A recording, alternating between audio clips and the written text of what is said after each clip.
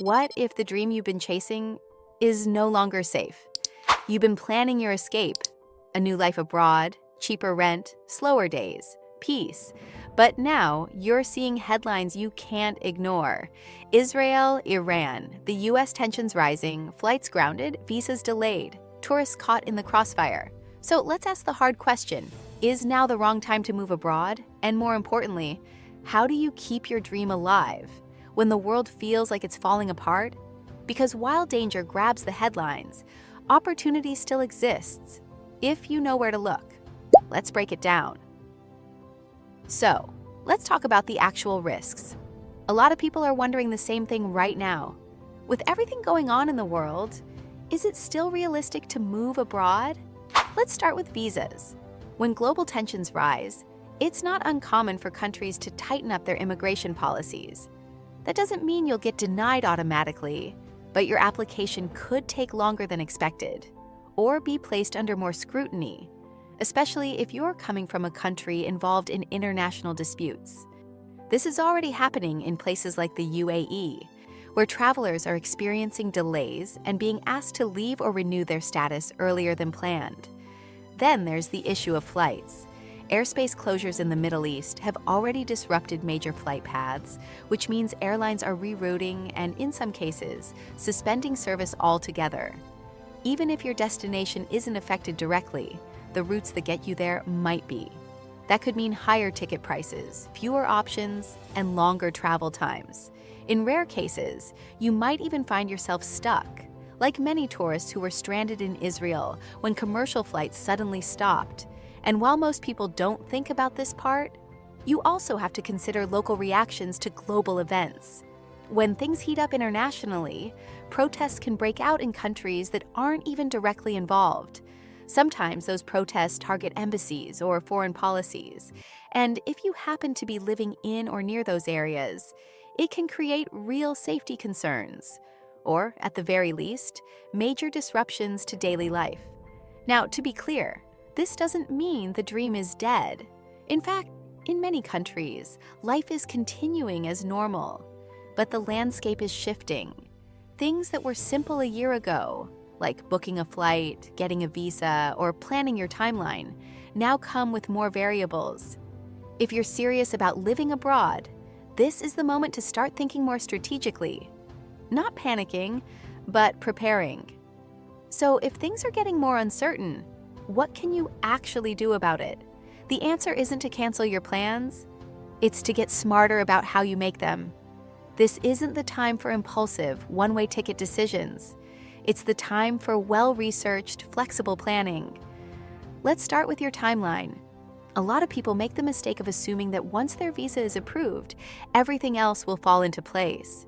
But in the current climate, that kind of thinking can backfire. You might get approved on paper, but still face unexpected delays. Government offices might slow down. Flight availability could change overnight, or a new regulation might come into effect the same week you're supposed to leave. That's why it's smart to build in buffer time. Not just a few days, but maybe a few weeks.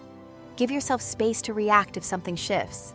Next, take a hard look at the country you're planning to move to, not just in terms of weather and cost of living, but how it functions when things go wrong. Does it have a history of political protests? Has it shut its borders in past emergencies? How stable is its economy, especially when the global market is shaky? You're not just moving for a vacation, you're moving for a new way of life. And that means thinking about the practical stuff too. How easy is it to get medical care? Can you open a bank account as a foreigner? What happens if you lose your passport or need help from your embassy? These are questions a lot of people skip until it's too late. And here's something else to consider. Have a backup plan. That doesn't mean giving up on your dream destination. It just means being realistic. For example, if you're set on moving to Japan, but your visa process gets held up or flights get limited, could you pivot to a nearby country like South Korea or Taiwan while you wait things out? Could you spend a few months in a visa-friendly place like Thailand instead of pausing your plans altogether? A lot of digital nomads are already doing this. They're rotating between countries with short-term entry options like Georgia, Albania, or parts of Latin America. places that don't require expensive legal processes just to stay for a few months. It's not ideal for everyone. But if your goal is to keep moving forward instead of staying stuck, having a plan B, even a temporary one, is a powerful advantage. And one of the smartest things you can do right now is tap into community. There are massive online networks full of people navigating the same uncertainty you are. Facebook groups, Reddit threads, YouTube channels, Discord servers.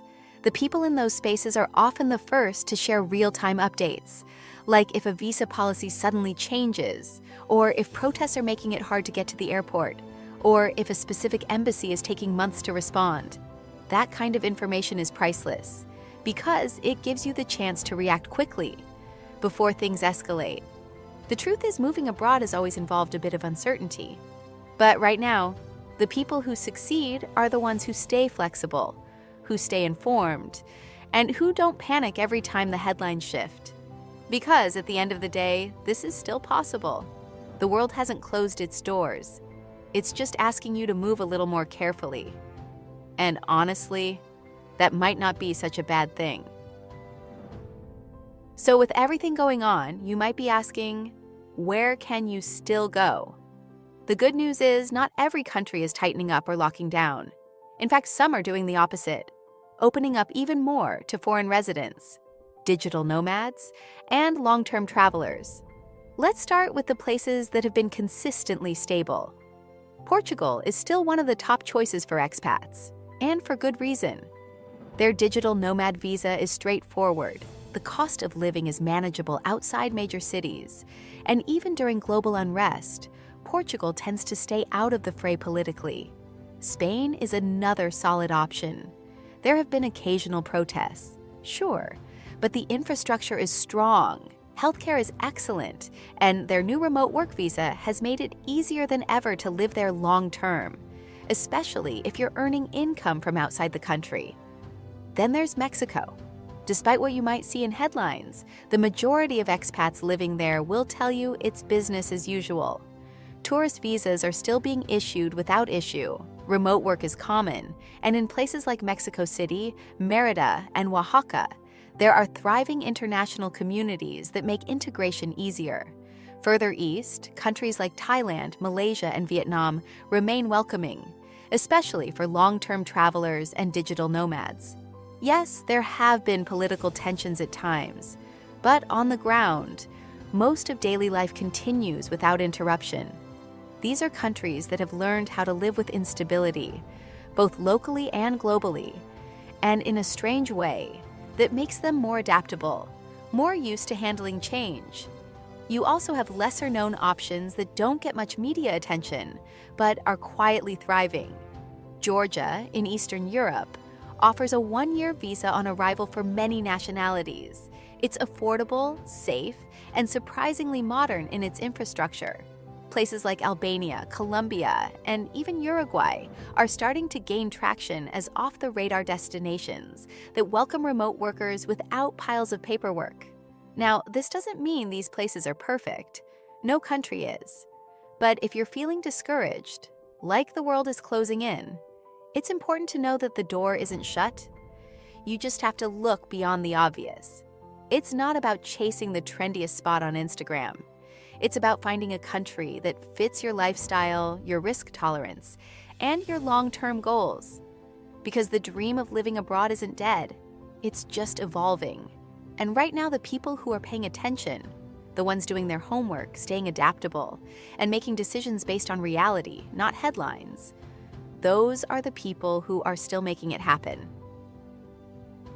Let's be honest, moving abroad has never been simple. Even when the world felt stable, there were always challenges. You still had to navigate visas, finances, housing, and healthcare. You still had to explain to friends and family why you were leaving, or convince yourself it wasn't a crazy idea. There's always been risk, and uncertainty has always been part of the deal. What's different now is how loud that uncertainty feels. You're not just dealing with your own doubts anymore.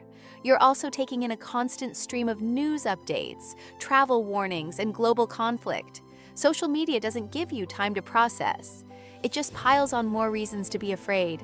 And when you're already on the edge of making a big decision, that noise can be paralyzing. You start to question everything. Should I wait another year? What if things get worse? What if I regret leaving? These are valid fears.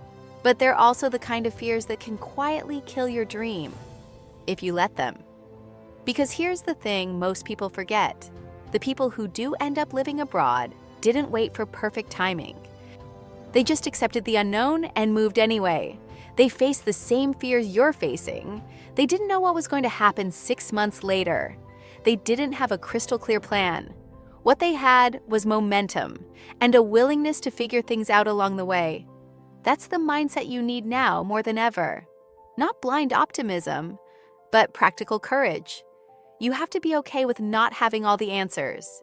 You have to understand that no matter how much you prepare, something will probably go sideways. Maybe your visa gets delayed, maybe your apartment falls through, maybe you get homesick in your first month and question everything. That doesn't mean you failed. That's part of the process. Living abroad isn't just a change of location. It's a transformation of how you deal with life. You become more adaptable, more resourceful, and more comfortable with discomfort. Those are the same qualities that make you stronger, not just as a traveler, but as a person. And let's be real.